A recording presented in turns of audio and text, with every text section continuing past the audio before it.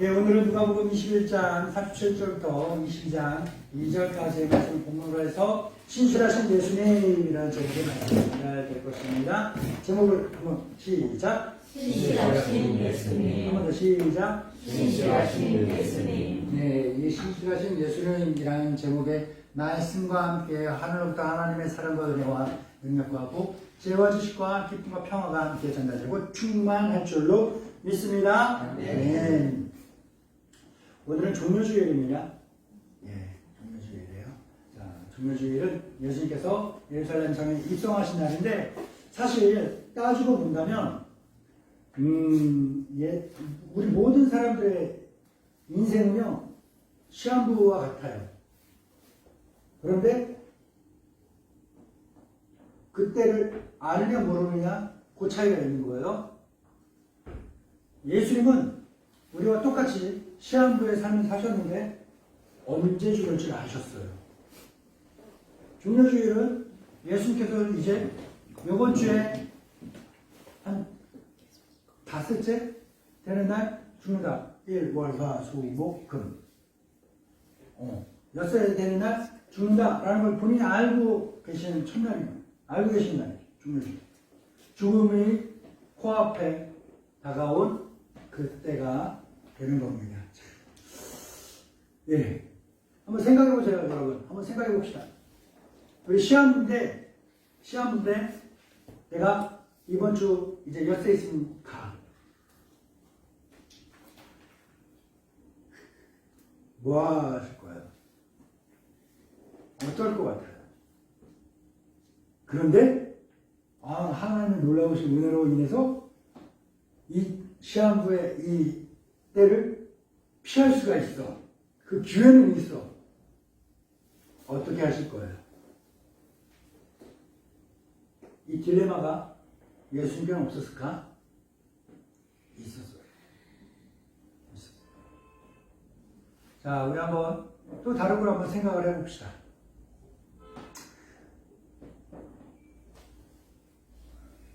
누구한테 이야기를 해야 네 라고 나올까요? 사모님. 네. 사모님, 신뢰하는 사람 있어요? 네. 그래요. 그렇습니다. 누굴까? 신뢰하는 사람 있습니까, 여러분? 예. 자, 그 사람이 얼마나 신뢰해요? 내가 신뢰하는 사람의 숫자가 얼마나 많으냐 적으냐 이게 중요한 게 아니라, 그것보다 훨씬 더 중요한 거는 내가 신뢰하는 사람이 10,000명이든 1명이든 간에 내가 그 사람을 얼마나 신뢰하느냐, 이게 더 중요한 거예요. 내가 신뢰하는 그 사람, 내가 얼마나 신뢰합니까? 그리고 내가 그 사람을 신뢰하는 이유는 뭐예요? 뭐 때문에 그 사람을 신뢰해요? 뭐 때문에 그 사람을 믿어요? 제가 짧게 제 이야기를 하나 들려드릴게요. 들으면서 여러분이 누구를 신뢰하고, 얼만큼 신뢰하고, 또 왜 신뢰하는지에 대해서 한번 생각해 볼 수 있길 바랍니다. 아멘? 아멘. 제 얘기예요. 전 여러분 잘 아시겠지만, 전 잘난 게 없는 사람입니다. 예, 잘난 게 없어요. 잘난 게 없는 사람이라서 참 모자라고, 그런데 제가 목회학 석사 MDB 그 과정에 대학원을 다니고 있을 때 제 동기 친구에게 일종의 열등감 같은 걸 가지고 있었어요. 열등감을.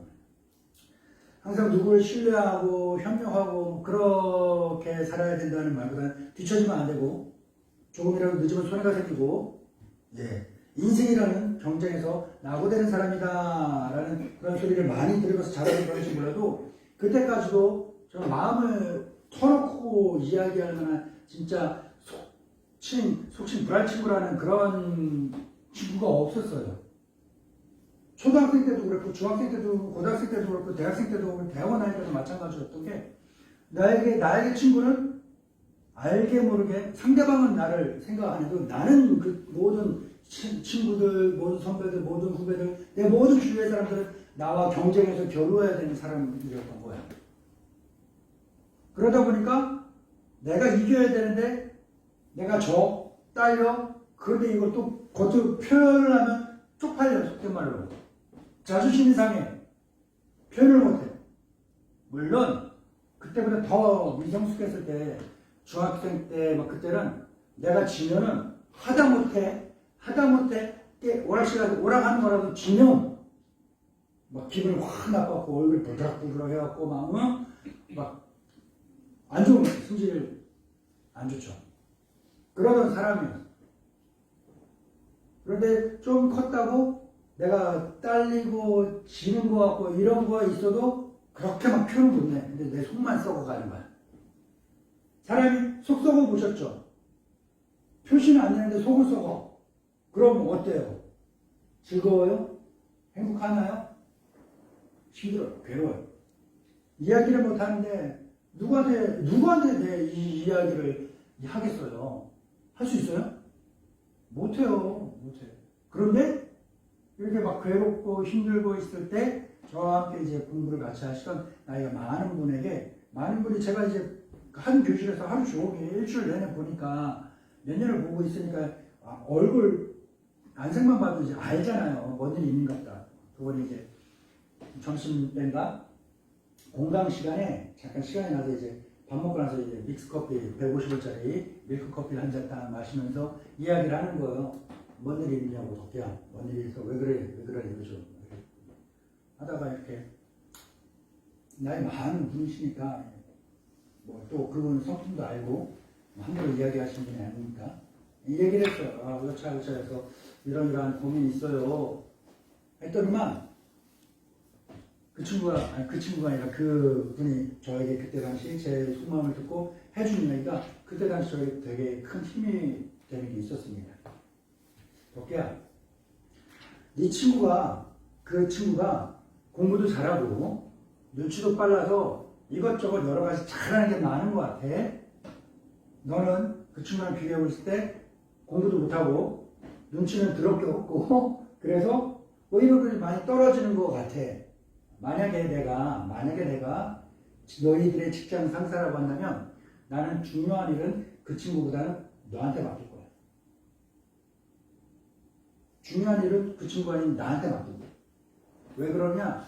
그 친구는 머리도 좋고 눈치도 빠르고 약속 빨라갖고 이것저것 잘해. 그런데 내가 어떤 일을 맡기면 그 일을 언제 어떻게 어떤 방식으로 어떤 결과를 만들어낼지 몰라. 종횡무진 그렇게. 그런데 덕기야 너는 공부도 못하고 눈치도 없고 융통성도 없고 답답하고 그런데 내가 너에게 일을 맡기면 어떠냐? 그 일을 네가 어떻게 어떤 방식으로 언제까지 어떤 결과를 만들어낼지 나는 충분히 짐작할 수 있어요. 똑같은 일을 그 친구에게 맡기면 불안함이 있는데 똑같은 일을 덕기야 너한테 맡기면 안심이 돼. 불안하지가 않아. 그래서 내가 만약에 직장 상사고 너에게 일을 맡긴다 하면 나는 그 친구가 아니라 너에게 일을 맡길 거야. 라고 했습니다. 그때 그 이야기가 저에게는 당시 상당히 나름대로 큰 힘과 위로가 됐었어요. 어때요? 이 이야기를 들으면서 재밌는 사람은 아니죠. 특별한 사람도 아니에요. 그렇죠? 네. 특별할 거 없는 사람이에요. 새롭지도 않아요. 뻔하다는 얘기야. 야, 너 뻔해. 네가 무슨 생각하는지, 네가 아무도 없을 때 어떻게 생활하고 어떻게 행동하고 그러는지 뻔히다 보여. 이러는 거예요. 그런데요, 그 새로울 것 없고 신박한 거 없고 재미있는 거 없고 익사이팅한 그런 것도 전혀 없는데 그럼에도 불구하고 뻔한 그 생각이 뻔한 그 행동이 상대방으로 하여금 뭘 줄 수 있었을까요? 신뢰감을 줄 수 있는 근면함과 성실함으로 보여졌다는 거예요. 사랑하는 믿음의 동반자 여러분, 이제 제 이야기를 마치고 여러분에게 다시 한번 물어볼게요. 자, 신뢰하는 사람 있어요? 누구예요? 그 사람을 얼마나 신뢰해요? 그리고 그 사람을 신뢰하는 이유가 뭐예요? 아마 상대방이 나에게 가져다 준 무언의 근면함과 성실함, 이걸 합쳐보면, 줄여보면 뭐라고 할까요? 신실함. 상대방이 나에게 신실함을 주었어. 믿을만한 듬직함을 주었다라는 거예요. 뻔한 사람은요, 어찌 보면 쉬운 사람이에요. 쉬워요. 그래서 그 사람의 단점이 쉽게 파악됩니다. 약점이 뭔지 금방 파악이 돼요. 그러다 보니까 이런저런 이유로 사람들에게 이용을 당할 때가 많습니다.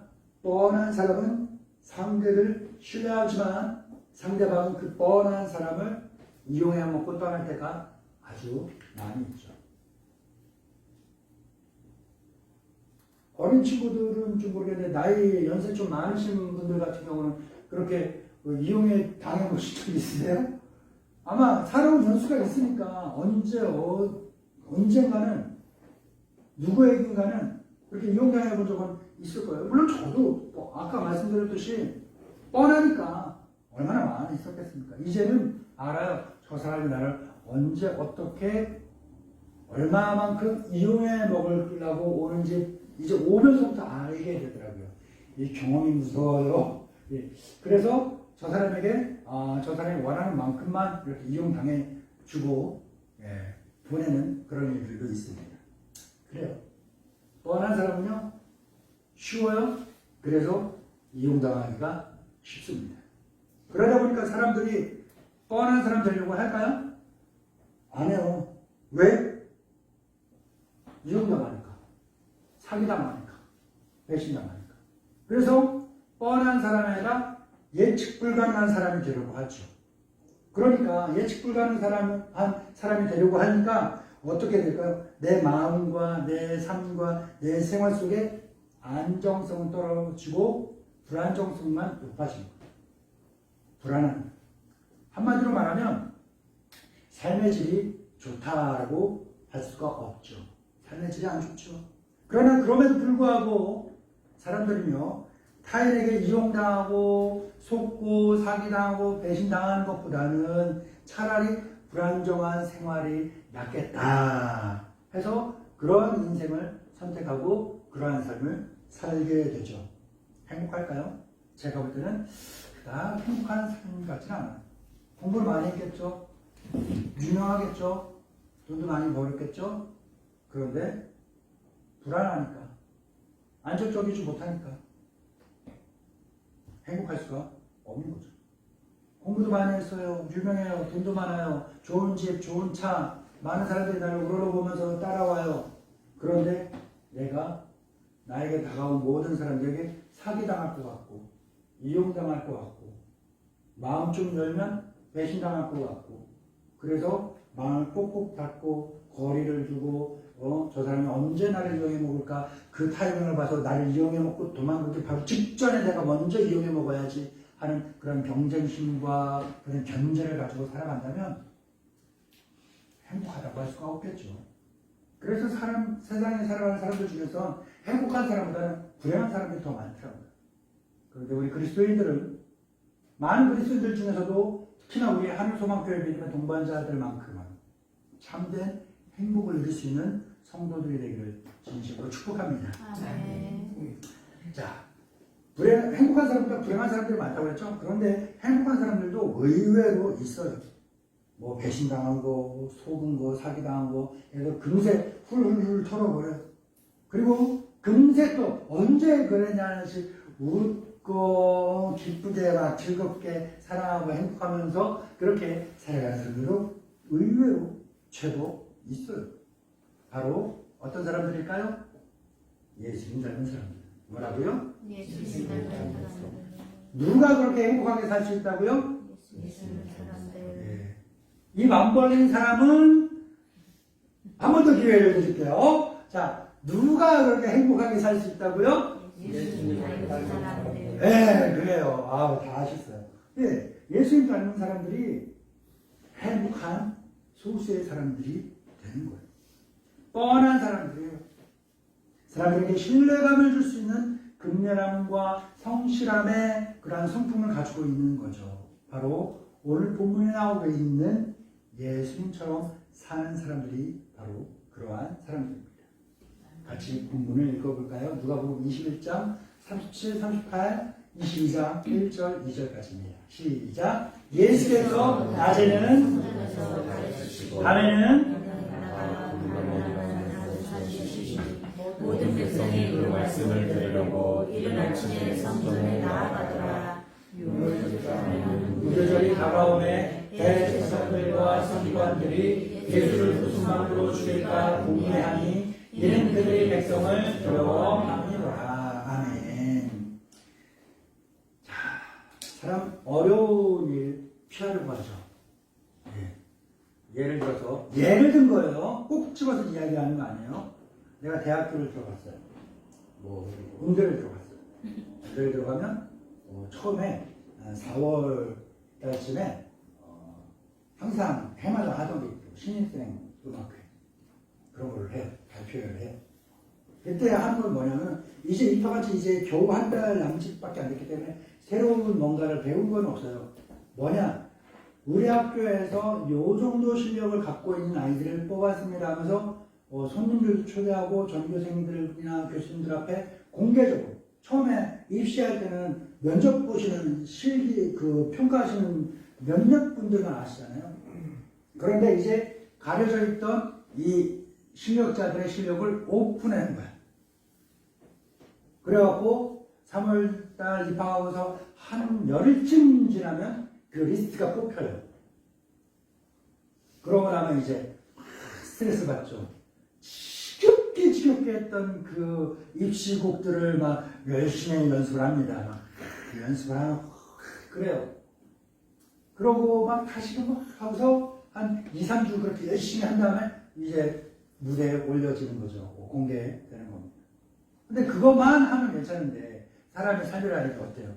이것도 해야 되는데 절에 다니면 절에서 성당에 다니면 성당에서 교회 다니면 교회에서 해야 되는 것들도 많아. 종교라는 것, 사람의 문화가 전반적으로 그런데 특히나 교회 같은 곳에서는 음악적인 활동이 되게 많아요. 그래서 교회에 다니던 사람들이 음악가들이 많고 예술가들이 많고 그런 분들이 많이 나오는 거죠. 그래서 삶의 환경이 그런 걸 접할 때가 많으니까.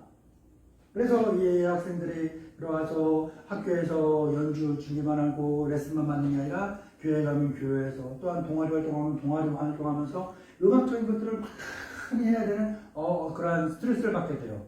그런 걸 받았을 때 사람들이 선택하죠. 뭐예요? 피하고 도망가고 회피하고 방어하고 그런 거 사람들도 있어요. 어떤 사람들은 자 그런데 또 어떤 사람들은 힘들어 어려워 그런데 하나도 피하지 않고 자기 혼자 짊어져 그런 사람들도 있어요.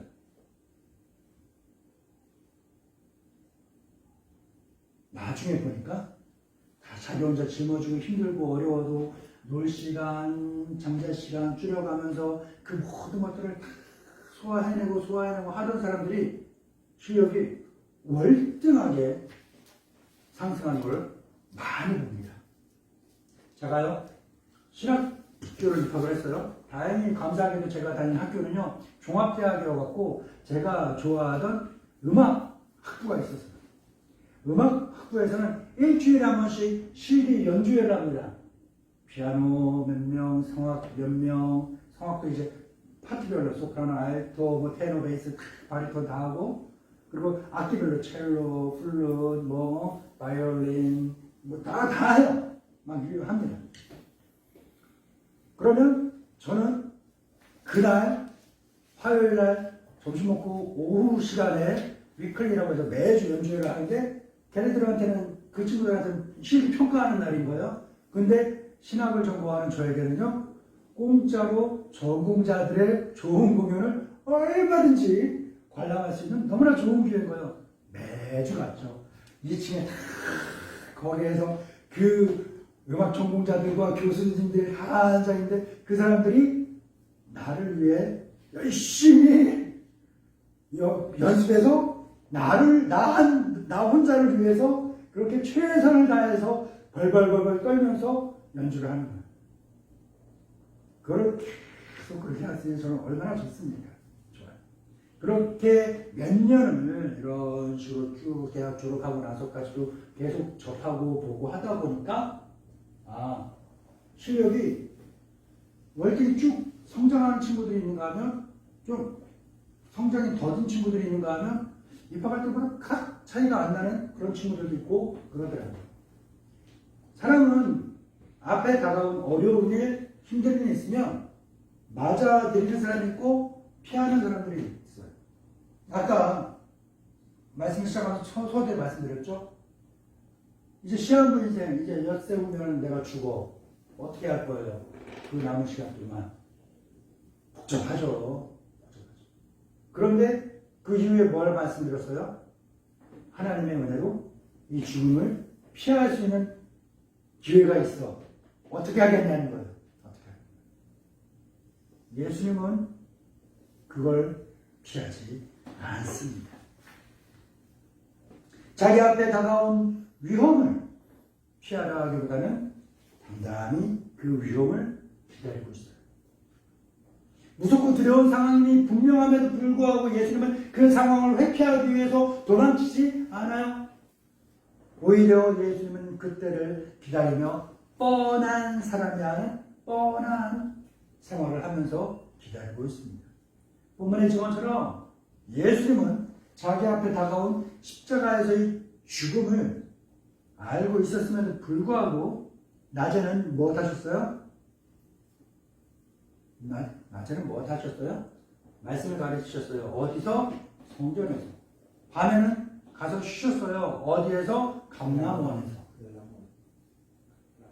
예수님이 가는 장소가 시간과 장소가 딱 정해져 있어.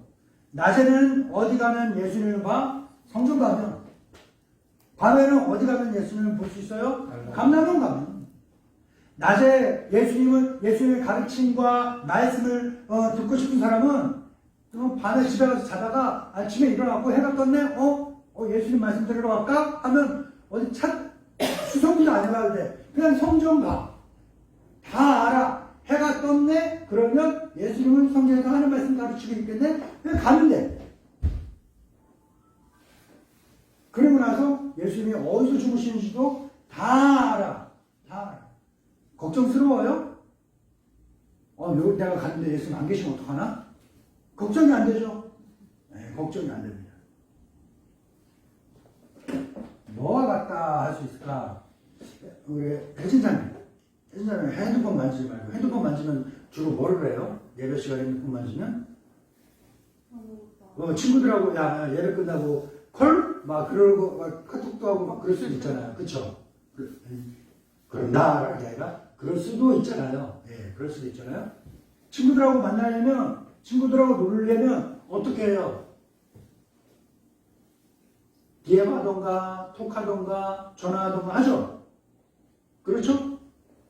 그런데 그러한 희한한 기계들이 없던 제 어린 시절에는 어떻게 했는지 알아요? 애들하고 놀고 싶으면, 동물들하고 놀고 싶으면, 공터에서, 놀이터에서, 골목길에서 놀고 싶으면 어떻게 하면 되는지 알아요? 가면 돼. 가면 거기 애들이 놀고 있어. 그런데 어느 날은 없다? 그럼 어떻게 하면 되는 줄 알아요? 거기 놀고 있으면 돼. 그럼 애들이 와. 뻔한 거예요. 뻔한 거야. 여기에 요때 가면 동물들이 있다는 걸 알아. 뻔해. 근데 여기 갔는데 내가 놀고 싶은 친구가 없어? 그러면 저기 가면은 되는 거야. 몇 군데 정해져 있어요.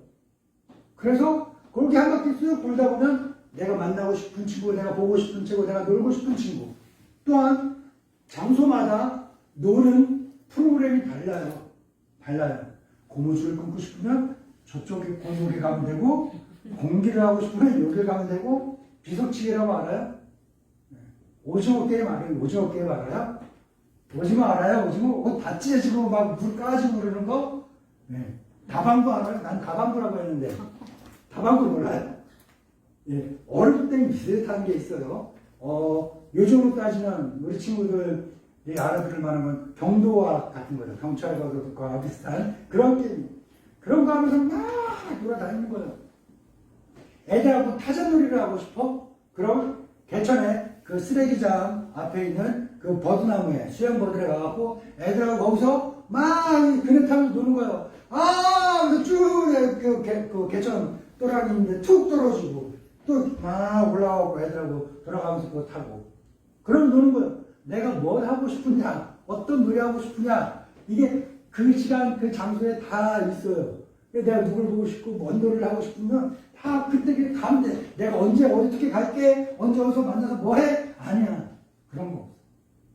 그리고 그냥 막 뻔한 그런 생활이었고 뻔한 그런 시대였죠. 마치 예수님의 행동처럼. 마찬가지로 예수님도 이처럼 뻔한 생활을 하고 계셨다는 거예요. 그래서 약속하지 않아도 예수님 보고 싶으면 어디 가면 돼요? 성전 가면 돼. 밤에는 어디 가면 돼요? 강남에 가면 되는 거예요. 예수님의 반복되는 이 뻔한 생활이 사람들에게 뭘 줬을까? 고요하지만 강력한 신뢰감을 줍니다. 뻔함은 지루하고 촌스러운 것이 아니라 신뢰감을 줄 수 있는 큰 힘이 되는 거죠. 예수님의 뻔한 생활이 사람들에게 심어준 신뢰감이 얼마나 명확했는지 심지어 예수님을 잡아 죽이려고 하는 사람들마저도 예수님에 대한 신뢰감이 있었어. 언제 잡을까? 낮에 잡고 싶으면 어디 가요? 성전 가면 잡을 수 있는 거예요. 밤에 잡고 싶으면 어디 가요? 강남으로 가면 잡을 수 있는 거예요. 뻔한. 위험스럽잖아요. 그러면은 권사님 같은 경우는 일하시는데 오늘따라 소장님이 날카로워갖고 막 검열을 막 나온다 싶으면 도망가죠. 피해야지. 보면 막 뭐라고 하는데 보면 일할 거 생기는데 때마침 알아서 다른 데 순찰해 가거나 다른 데 있으면 피할 수 있는 거잖아요. 그래요. 그 정보를 들으면 도망가고 피할 수 있는 거예요. 그러실 거잖아요. 그런데 예수님은 알았어. 오늘 밤 여기 있으면 100% 붙잡힌다. 그리고 100% 내일은 죽는다. 알았어. 그런데 피하지 않았죠. 사람들에게 심어준 뻔한 생활, 근면과 성실, 신실함, 이것이 사람들에게 심어준 믿음이 있죠. 그런데 예수님 붙잡아 죽이려는 사람들이 뻔한 그 시간, 뻔한 자리에 가면 붙잡을 수 있는데도 쉽사리 예수님 붙잡지 못했어요. 왜 그럴까? 그 사람들이 하나님 두려워하기보다는 사람을 더 두려워했기 때문에 그렇습니다.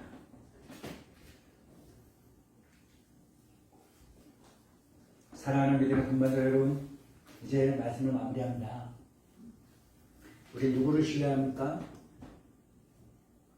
우리는 누구에게 신실한 사람입니까?